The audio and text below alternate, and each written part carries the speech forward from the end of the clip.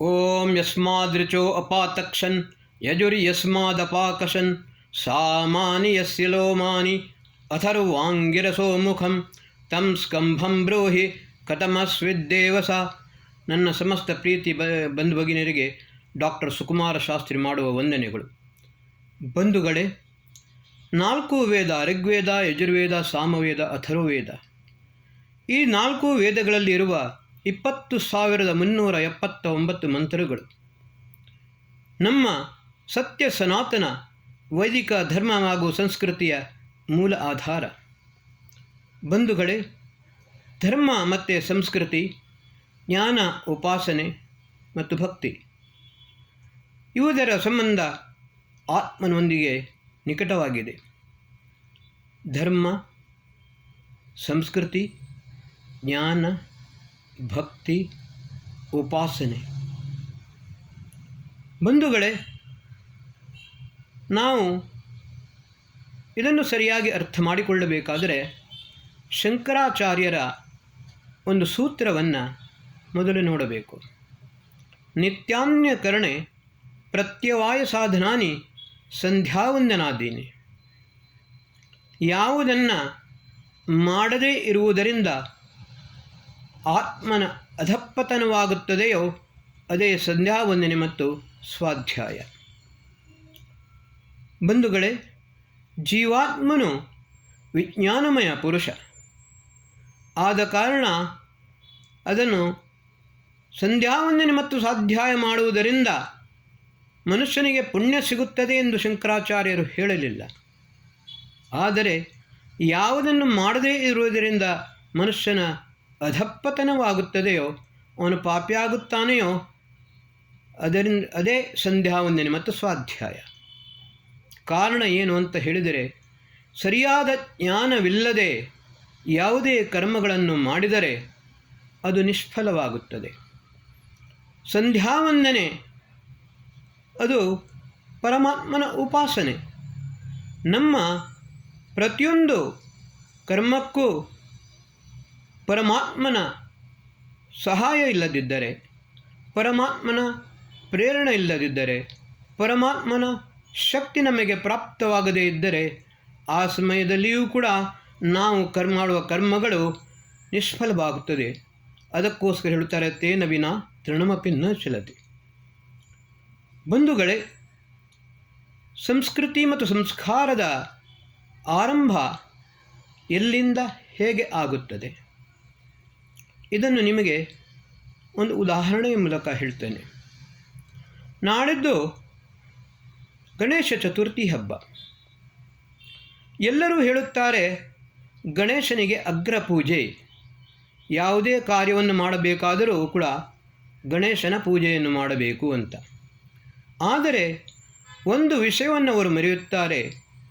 ಆಚರಣೆಯನ್ನು ಮಾಡುವಾಗ ಮೊದಲು ಗೌರಿ ತೃತೀಯ ಬರುತ್ತದೆ, ಆಮೇಲೆ ಗಣೇಶ ಚತುರ್ಥಿ ಬರುತ್ತದೆ. ಇದರ ತಾತ್ಪರ್ಯ ಏನು ಅಂತ ಹೇಳಿದರೆ, ಮಾತೆಗೆ ಮೊದಲ ಸ್ಥಾನ. ಮಾತೆಗೆ ಮೊದಲ ಸ್ಥಾನ ಅದು ಸದಾಕಾಲ ಇದ್ದೇ ಇರುತ್ತದೆ. ಪುತ್ರನು ಯಾರೇ ಆಗಲಿ ಯಾವತ್ತೂ ಕೂಡ ಮಾತೆಯಿಂದ ಶ್ರೇಷ್ಠನಾಗಲು ಸಾಧ್ಯವಿಲ್ಲ. ಬಂಧುಗಳೇ, ಇದರಲ್ಲಿ ಸೃಷ್ಟಿಯ ಒಂದು ಚಿದಂಬರ ರಹಸ್ಯ ಅಡಗಿದೆ. ನಾಸದೀಯ ಸೂಕ್ತ ಮತ್ತು ಹಿರಣ್ಯ ಗರ್ಭ ಸೂಕ್ತವನ್ನು ಸರಿಯಾಗಿ ಅರ್ಥ ಮಾಡಿಕೊಂಡಾಗ ನಮಗೆ ಈ ಸೃಷ್ಟಿಯ ಮೂಲಭೂತ ಸಿದ್ಧಾಂತಗಳು ಅರ್ಥವಾಗುತ್ತದೆ. ಮಂತ್ರಗಳು ಹಲವು ಇವೆ. ಅದನ್ನು ಅರ್ಥ ಮಾಡಿಕೊಳ್ಳಲು ಹೋದರೆ ಸ್ವಲ್ಪ ಜಟಿಲವು ಮತ್ತು ಸಮಯಾವಕಾಶ ಜಾಸ್ತಿಯೂ ಆಗುತ್ತದೆ. ಇದನ್ನು ನಾನು ಸರಳವಾಗಿ ನಿಮಗೆ ಅರ್ಥವನ್ನು ಹೇಳುತ್ತೇನೆ. ಒಂದು ಕಾರಣ ಪ್ರಕೃತಿ, ಸೂಕ್ಷ್ಮ ಪ್ರಕೃತಿ ಮತ್ತು ಸ್ಥೂಲ ಜಗತ್ತು. ಕಾರಣ ಪ್ರಕೃತಿ ಅಂತ ಹೇಳಿದರೆ ಸತೋಗುಣ, ರಜೋಗುಣ, ತಮೋಗುಣ. ಆಧುನಿಕ ವಿಜ್ಞಾನದಲ್ಲಿ ಇಲೆಕ್ಟ್ರಾನ್, ಪ್ರೋಟಾನ್, ನ್ಯೂಟ್ರಾನ್. ಇವಾಗ ಪುರುಷನ ವೀರ್ಯ ಪುರುಷನಲ್ಲಿರುತ್ತದೆ, ಸ್ತ್ರೀಯ ರಜಸ್ಸು ಸ್ತ್ರೀಯದಲ್ಲಿರುತ್ತದೆ. ಯಾವಾಗ ಪುರುಷ ಮತ್ತು ಸ್ತ್ರೀಯರ ಮಿಲನವಾಗುತ್ತದೆ. ಆವಾಗ ಪುರುಷನ ಶುಕ್ರಾಣು ಸ್ತ್ರೀಯ ಗರ್ಭದಲ್ಲಿ ಪ್ರವಿಷ್ಟವಾಗುತ್ತದೆ. ಪ್ರವಿಷ್ಟವಾದ ನಂತರ ಅಲ್ಲಿ ಮೊದಲು ಅಂಡಾಣುವನ್ನು ಶುಕ್ರಾಣು ಹೊಡೆಯುತ್ತದೆ. ಆ ಶುಕ್ರಾಣು ಅಂಡವನ್ನು ಹೊಡೆದ ನಂತರ ಅದು ಒಂದು ಸರ್ತಿ ಚೂರು ಚೂರು ಆಗುತ್ತದೆ. ಆಮೇಲೆ ಒಂದು ಅಂಡವಾಗ್ತದೆ, ಅಂಡಾಕಾರದಲ್ಲಿ ಆಗುತ್ತದೆ. ಅದರ ನಂತರ ಸೃಷ್ಟಿಯ ಆರಂಭ. ಬಂಧುಗಳೇ, ಸತ್ವರಜಸ್ತಮಸಾಂ ಸಾಮ್ಯಾವಸ್ಥಾ ಪ್ರಕೃತಿ, ಸತೋಗುಣ, ರಜೋಗುಣ, ತಮೋಗುಣ ಮೂರು ಒಟ್ಟಾದಾಗ ಪ್ರಕೃತಿ ಆಗುತ್ತದೆ. ಆಮೇಲೆ ಸ್ಥೂಲ ಜಗತ್ತಿನ ನಿರ್ಮಾಣ. ಯಥಾ ಪಿಂಡೆ ತಥಾ ಬ್ರಹ್ಮಾಂಡೆ. ಯಾವ ರೀತಿ ಬ್ರಹ್ಮಾಂಡದಲ್ಲಿ ಆಕಾಶ, ವಾಯು, ಆತ್ಮನ ಆಕಾಶ ಸಂಭೂತ, ಆಕಾಶದ್ವಾಯು, ವಾಯುರ್ ಅಗ್ನಿ, ಅಗ್ನೇರಾಪ, ಅಭ್ಯ ಪೃಥ್ವಿ, ಪೃಥ್ವ್ಯಾದ್ ಅನ್ನ, ಅನ್ನ ವೈ ರೇತ, ರೇತೋ ವೈ ಪುರುಷ. ಬಂಧುಗಳೇ, ಇದರಲ್ಲಿ ಬ್ರಹ್ಮಾಂಡದಲ್ಲಿಯೂ ಕೂಡ ಮೊದಲು ದ್ಯುಲೋಕದ ಸೃಷ್ಟಿಯಾಗುತ್ತದೆ. ಸೂರ್ಯ, ಚಂದ್ರ, ನಕ್ಷತ್ರಾದಿಗಳು ಮೊದಲಾಗುತ್ತದೆ. ನಮ್ಮ ದೇಹದಲ್ಲಿಯೂ ಕೂಡ ಶಿರೋಭಾಗ, ಅದರ ಸೃಷ್ಟಿ ಮೊದಲಾಗುತ್ತದೆ. ಆಮೇಲೆ ಮಧ್ಯದ ಭಾಗ ಅಂತರಿಕ್ಷ ಲೋಕ. ದೇಹದಲ್ಲಿ ಮಧ್ಯಭಾಗ ಸೃಷ್ಟಿಯಾಗುತ್ತದೆ. ಆಮೇಲೆ ಭೂಲೋಕ. ಭೂಲೋಕ ಅಂಥೇಳಿದರೆ ನಮ್ಮ ಪಾದ. ಅದೇ ರೀತಿ ಈ ಸ್ಥೂಲ ಜಗತ್ತು, ಬ್ರಹ್ಮಾಂಡದಲ್ಲಿ ಸ್ಥೂಲ ಜಗತ್ತು. ಇವಾಗ ನಾವು ಇದನ್ನು ಅರ್ಥ ಮಾಡಿಕೊಳ್ಳಬೇಕು. ನೋಡಿ, ಎನರ್ಜಿ, ಪ್ಲಾಸ್ಮಾ, ಲಿಕ್ವಿಡ್, ಸಾಲಿಡ್. ಅದನ್ನೇ ನಮ್ಮ ವೇದಶಾಸ್ತ್ರಗಳು ಹೇಳುತ್ತವೆ. ಓಂ ಸ್ವಃ ಭುವಃ ಭೂ, ಊರ್ಧ್ವಮೂಲ ಅಧಃಶಾಖ. ಭೂರೀತಿ ಅಯಂ ಲೋಕ, ಭುವ ಇತಿ ಅಂತರಿಕ್ಷಲೋಕ, ಸ್ವರೀತಿ ದ್ಯುಲೋಕ, ಓಂ ಇತಿ ಪ್ರಣವ. ಇದನ್ನು ಸರಿಯಾಗಿ ಅರ್ಥ ಮಾಡಿಕೊಳ್ಳಬೇಕು. ಆದರೆ ಇಲ್ಲಿ ಏನಾಗಿದೆ ಅಂತ ಹೇಳಿದರೆ,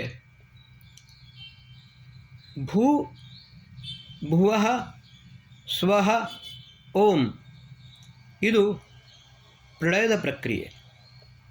ಸೃಷ್ಟಿ ಓಂ ಸ್ವಃ ಭುವ ಭೂ.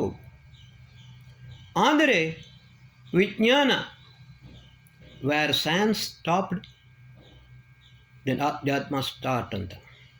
ವಿಜ್ಞಾನ ಇಲ್ಲಿ ಸ್ಟಾಪ್ ಆಗುತ್ತದೆ, ನಿಂತುತ್ತದೆ, ಆವಾಗ ಆಧ್ಯಾತ್ಮ ಅಲ್ಲಿ ಆರಂಭವಾಗುತ್ತದೆ. ಅದಕ್ಕೋಸ್ಕರವಾಗಿ ಇವತ್ತು ವಿಜ್ಞಾನದಲ್ಲಿ ಜ್ಞಾನ ಶೂನ್ಯವಾಗಿದೆ. ಆದರೆ ನಮ್ಮ ವೇದ ಓಂ ಭೂ, ಓಂ ಭೂ, ಓಂ ಭುವ, ಓಂ ಸ್ವಃ, ಓಂ ಮಹ, ಓಂ ಜನ, ಓಂ ತಪ, ಓಂ ಸತ್ಯಂ. ಇದನ್ನು ನಾವು ಪ್ರಾಣಾಯಾಮ ವಿನಿಯೋಗ ಅಂತ ಮಾಡುತ್ತೇವೆ. ಯಾಕಂತ ಹೇಳಿದರೆ ಪ್ರಾಣಶಕ್ತಿ, ಪ್ರಾಣೇ ಸರ್ವಂ ಪ್ರತಿಷ್ಠಿತಂ. ಈ ಪ್ರಾಣಾಯಾಮ ಶಕ್ತಿಯಿಂದ ನಾವು ಊರ್ಧ್ವರೇತರಾಗಿ ಕೊನೆಗೆ ಅಷ್ಟಮದಲ್ಲಿ ಸಹಸ್ರಾರ ಚಕ್ರದಲ್ಲಿ ಬರುತ್ತೇವೆ. ಬಂಧುಗಳೇ, ಈ ಜ್ಞಾನ ಇವತ್ತಿನ ವಿಜ್ಞಾನಿಗಳಿಗೆ ಗೊತ್ತಿಲ್ಲ. ಆದ ಕಾರಣದಲ್ಲೇ ಒಂದು ಮೂರ್ಖತನದವರು ಕೆಲಸವನ್ನು ಮಾಡಿದರು. ಇಲೆಕ್ಟ್ರಾನ್ ಮತ್ತು ನ್ಯೂಟ್ರಾನನ್ನಿಗೆ ಡಿಕ್ಕಿ ಹೊಡೆದುಕೊಂಡು ನಾವು ದೇವಕಣವನ್ನು ನೋಡಿಕೊಂಡು ಎಂದು ಹೇಳಿದರು. ಬಂಧುಗಳೇ, ಇವಾಗ ಮೊದಲಿನ ವಿಷಯಕ್ಕೆ ಬರುತ್ತೇನೆ. ಮಾತೆ, ಸಂಸ್ಕೃತಿಯ ಆರಂಭ ಮಾತೆಯಿಂದಲೇ ಆರಂಭವಾಗುವುದು. ಇಲ್ಲದಿದ್ದರೆ ಷೋಡಶ ಸಂಸ್ಕಾರಕ್ಕೆ ಯಾವ ಮಹತ್ವವೂ ಇರುತ್ತಿರಲಿಲ್ಲ.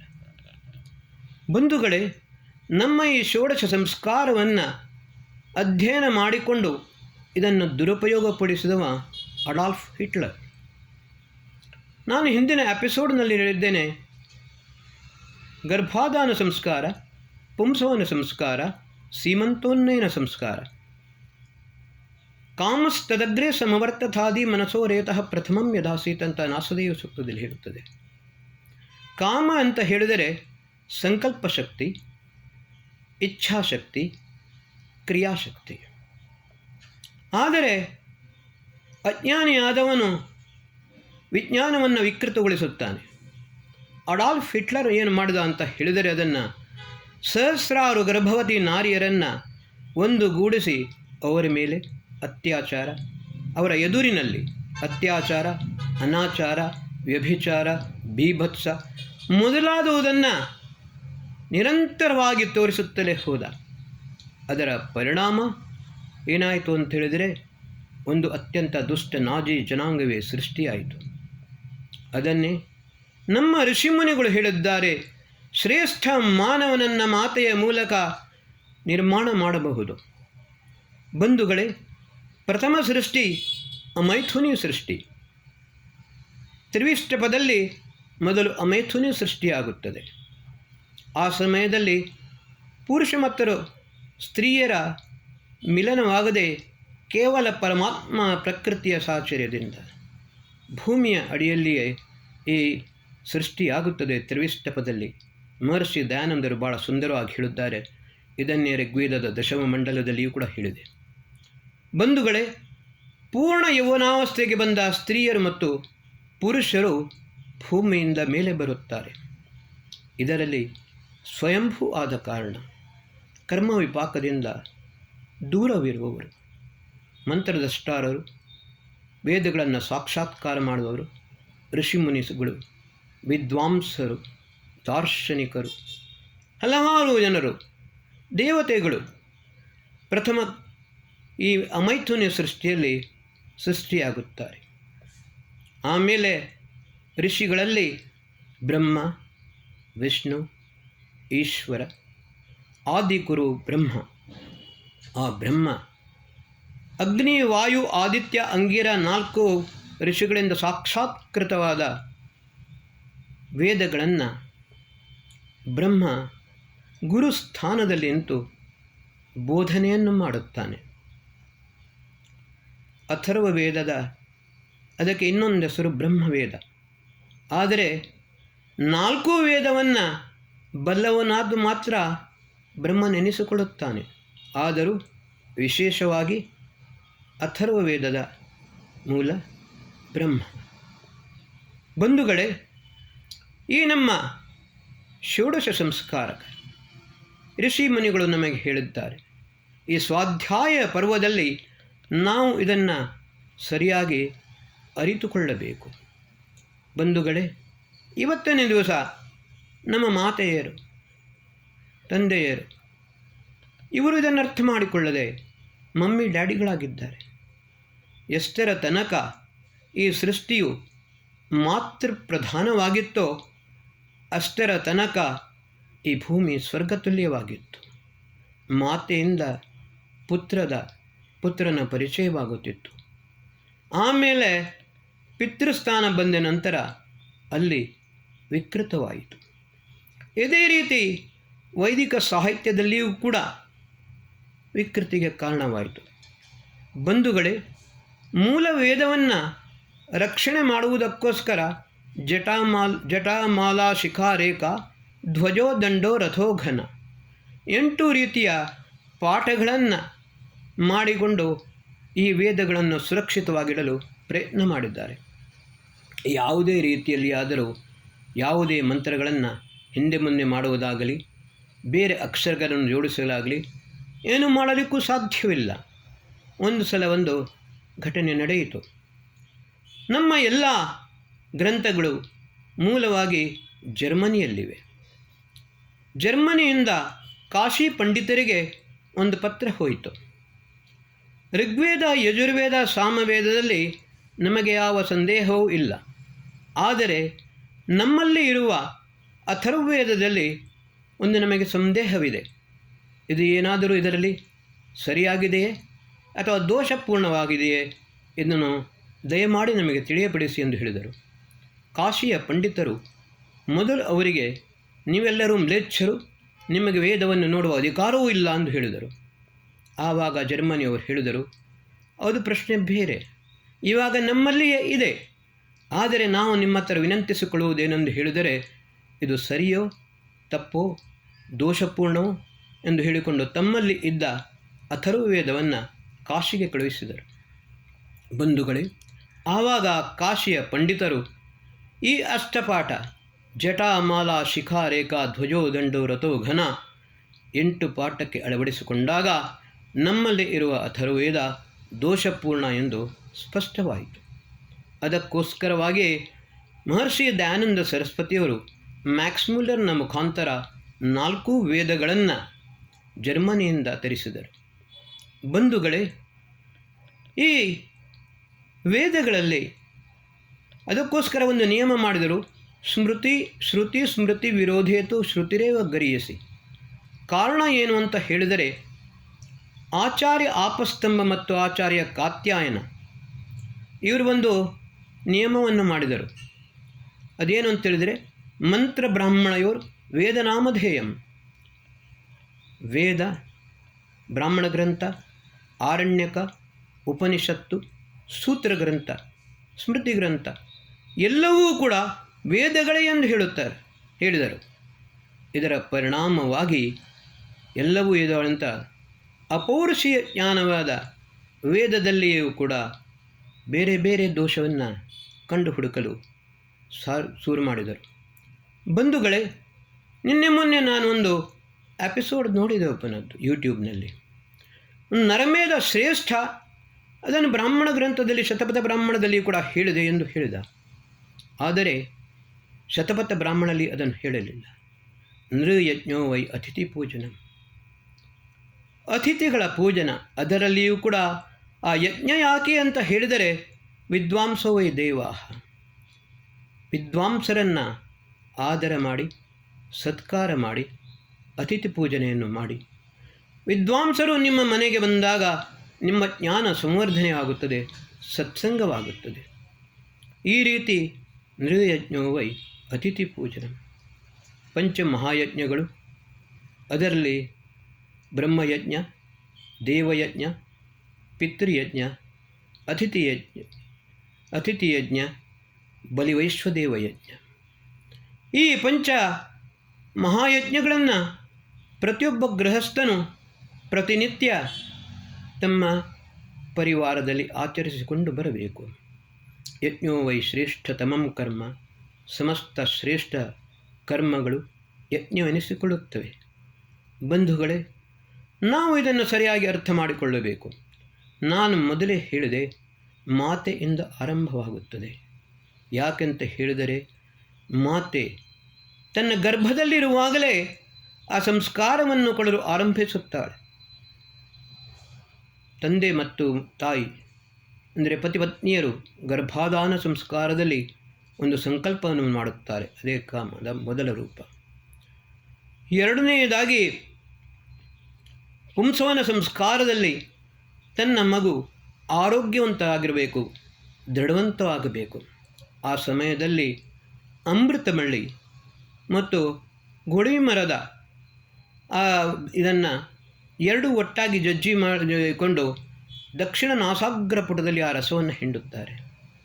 ಇದು ಆರೋಗ್ಯಕ್ಕೆ ಬಹಳ ಒಳ್ಳೆಯದು, ಗರ್ಭದ ಸ್ಥಿರತೆಗೂ ಒಳ್ಳೆಯದು, ಶರೀರವು ದೃಷ್ಟಪುಷ್ಟವಾಗಲೂ ಒಳ್ಳೆಯದು. ಅದರಂತೆ ಬರುತ್ತದೆ ಸೀಮಂತೋನ್ನಯನ ಸಂಸ್ಕಾರ.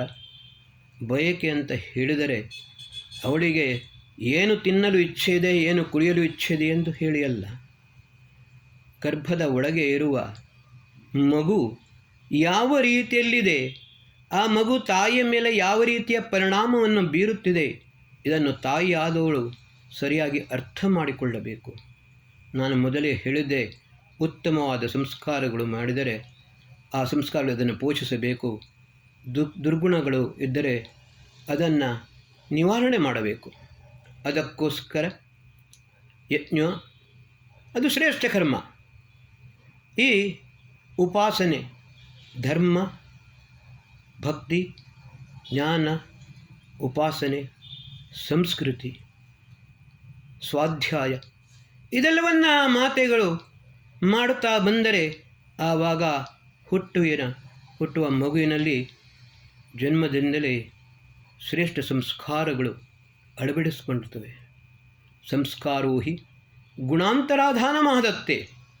ಈ ಸಂಸ್ಕಾರಗಳು ದುರ್ಗುಣಗಳನ್ನು ದೂರ ಮಾಡಿಕೊಂಡು ಸದ್ಗುಣಗಳ ಆವಿಷ್ಟವನ್ನು ಮಾಡುತ್ತವೆ.